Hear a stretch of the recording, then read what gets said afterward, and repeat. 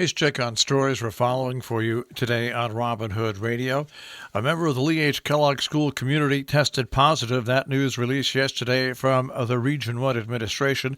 The affected person has never been in the school building and has no contact with any staff or students other than the student who's in their care. The individual and the student will remain at home to quarantine according to the directions provided by the Torrington Area Health District. Some good news yesterday out of Hotchkiss School. Hotchkiss School has received the results of testing all students and student-facing adults, and all tests came back negative. That's good news for the school and the community, and Hotchkiss says they will continue testing the same population every week going forward.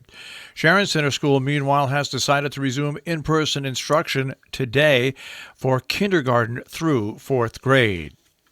Once again, a reminder that if you didn't have water for a few minutes yesterday in Sharon, there was a water line break on Calkinstown Road. It was fixed within the hour. Governor Lamont says the COVID rate is at its highest level since June. The governor reported the rate of positive tests for COVID-19 hit 3% based on testing numbers reported Tuesday. The daily positivity rate was last this high in June. That means, according to New York State, Connecticut people can no longer cross the border. That's the next story. New Yorkers should avoid traveling to neighboring New Jersey and Connecticut, according to Governor Cuomo, as visitors from all 6 states must isolate for 2 weeks when arriving in New York to prevent further spread of the coronavirus. New Jersey and Connecticut met the criteria to be required to isolate for 2 weeks when crossing into New York, but according to the governor, enforcement is nearly impossible as hundreds, possibly thousands of out-of-state residents cross borders by driving or taking public transportation for work or shopping every day, especially in the downstate metro area, surrounding counties, and along the tri-state region border. Bard College officials are continuing to pursue a lawsuit to move polling sites to the campus, even after closing the campus to visitors. Bard is part of a group suing Dutchess County Board of Elections to move the town of Red Hook District 5 polling site for the November 3rd general election from the Episcopal Church of St. John to the Evangelist, citing safety concerns amid the COVID-19 pandemic.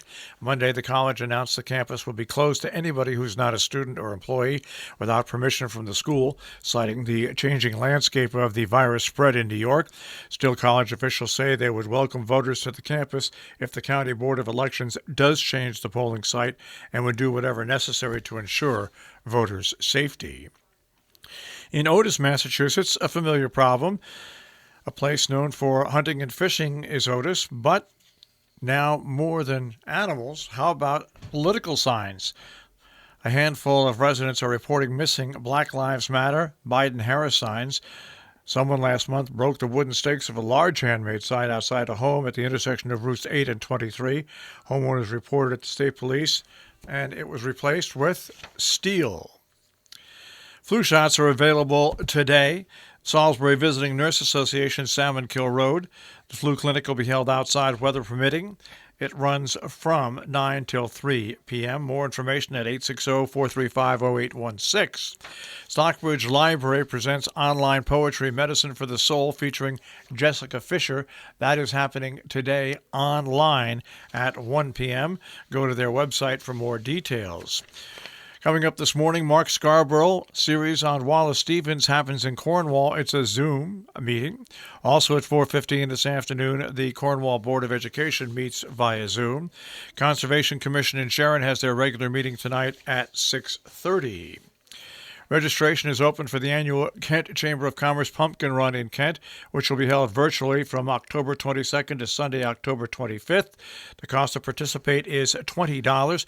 More information on how you register and for results on the web kentpumpkinrun.com. Registration is open through the end of the day tomorrow. Planning and Zoning Commission of Falls Village is holding their regular meeting at 7 p.m. tomorrow night. It is a Zoom meeting. If you want the information how you get to the Zoom meeting, it's at the website. It's also on an interview we have at robinhoodradio.com. Click on Demand. Click on the interview we have with Colter Rule, and you'll see all of the locations and how you join into Zoom or phone meeting. Region 1 Board of Education has a policy subcommittee meeting coming up on Friday at 11 o'clock. That is also a Zoom meeting. North Canaan Board of Selectmen have a community cleanup day October 24th starting at 9 at the North Canaan Town Hall parking lot. You can sign up by emailing selectmen@northcanaan.org. All you need to bring is yourself and your will. Trash bags, gloves, and other supplies are sponsored by the North Canaan Hub. Jackal Library Contest for all pumpkin carvers, painters, or sculptors.